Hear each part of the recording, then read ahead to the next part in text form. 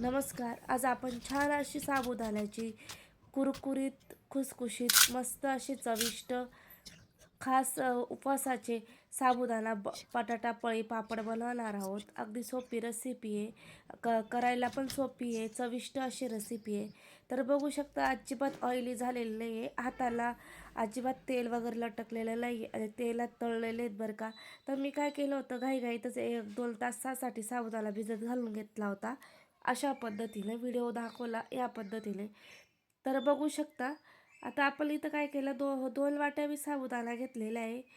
तर जास्त वेळ न भिजवल्यामुळे मी ना 2 वाट्या साबुदाणा घेतला. त्याच्यासाठी आपण 6 वाट्या पाणी मी टाकून घेतलेलं होतं बरं का. 6 वाट्या पाणी घेतलं. तसं डिस्क्रिप्शन बॉक्समध्ये साहित्य वगैरे मी दिलेलं असतं. तुम्ही डिस्क्रिप्शन बॉक्स ओपन करून बघू शकतात. अगदी प्रमाण व्यवस्थित असतं. तर काय केलं, इथं मी 3 बटाटे घेतले, मोठ्या आकाराचे 3 बटाटे किसून घेतलेले आहेत. जास्त पण नाही घेतले, 3 बटाटे घेतलेले आहेत. म्हणजे पाव किलो असतील. पाव किलोला थोडे जास्त पण असू शकतात. मोठे बटाटे होते, अंदाजेच घेतलेले आहेत. आणि किसणीच्या साहाय्याने लांब असा किस करून घेतला. तर बघू शकता अशा पद्धतीने लांब असा किस तयार करून घेतलेला आहे.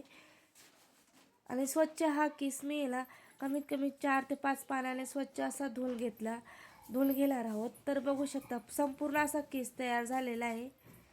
अशा पद्धतीने मी 4 ते 5 पाण्याने स्वच्छ, तर अशा पद्धतीने मी स्वच्छ माझे असे धुवून झाले 4 पाण्याचे. तर आता मी चाळणीत काढून ठेवून देते एका साईडला. तर मस्त असे धुवून घेतलेत. आणि जर तुम्हाला माझे व्हिडिओ जर आवडत असतील तर लाईक, शेअर आणि सबस्क्राईब करायला विसरू नका. आता मी आता कुकरचं एक भांडं घेतलं. जो मोजून घेतलेला होता 2 वाट्या साबुदाणा, त्याच्यासाठी 6 वाट्या पाणी मी कुकरमध्ये टाकून घेते. अशा पद्धतीने व्हिडिओ स्किप न करता पहा.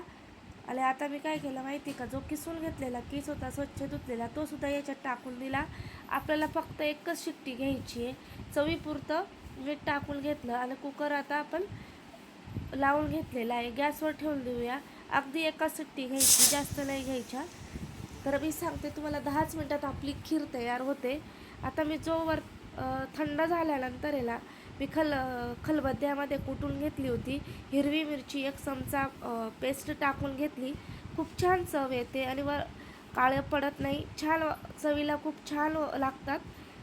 तर जास्त तिखट पण नाही केली आणि कमी पण नाही. छान असं चव येईल एवढीच मी हिरवी मिरची टाकून घेतलेली अशा पद्धतीने.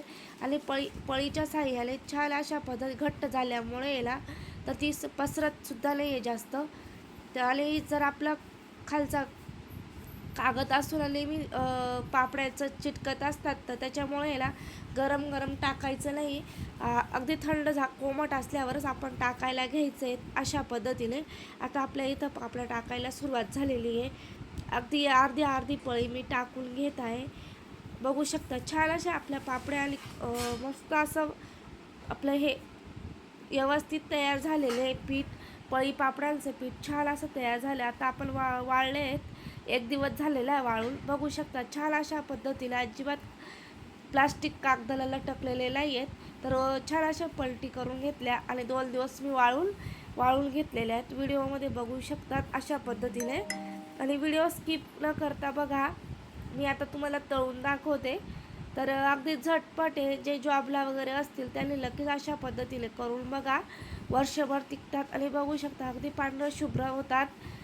बटाटा मस्त छान असा धुवायचा, लाल होणार नाही याची काळजी घ्यायची. तर बघू शकता. तर आता आपल्या मी 8-9 मी पापड्या तुम्हाला तळून दाखवल्या खिरीच्या. तर मस्त अजिबात हात आपला खराब झालेला नाही आहे. तर अशा पद्धतीने तुम्हीसुद्धा नक्की करा.